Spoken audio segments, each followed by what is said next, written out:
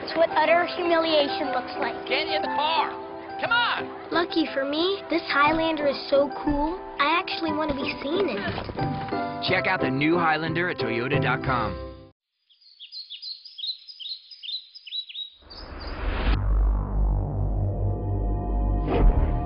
From UFOs to ghost and psychic powers, history is riddled with unexplained events.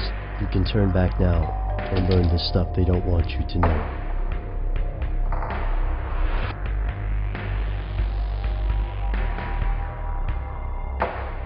Here are the facts.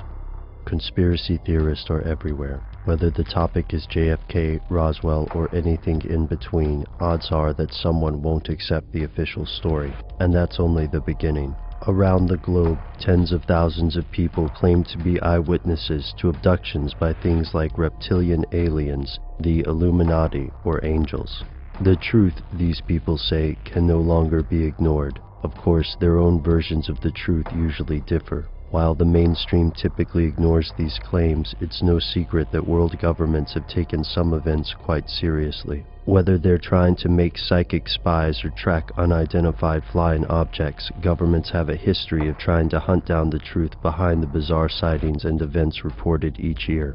But some people believe these investigations are more than cover-up attempts or fringe science. They think the world governments might be planning a supernatural event of their own. Here's where it gets crazy. In his 1994 book Project Bluebeam, journalist Serge Monast writes that NASA and other government agencies have been working in secret since 1983 on something called Project Bluebeam. The purpose? To pave the way for a global government by fooling people into thinking it's the end of the world. Here's how it works according to Mr. Monast. First, the group will fake an alien invasion, convincing the world that aliens are planning to take over major cities across the globe. Second, religious populations will be treated to a rapture or fulfillment of their religion's prophecies. This will all be a sham, conducted through the use of large-scale holograms and microchips hidden within most modern electronics.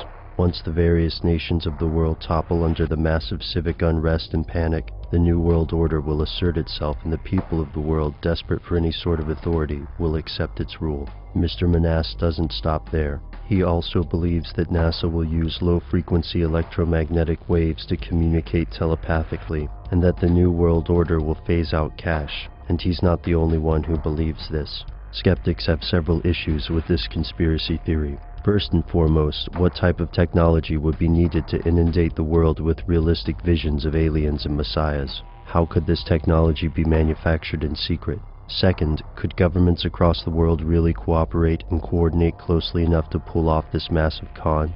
Most importantly, where's the evidence? Extraordinary claims require extraordinary proof, after all. We do know that the US government briefly entertained the idea of using a hologram in Iraq.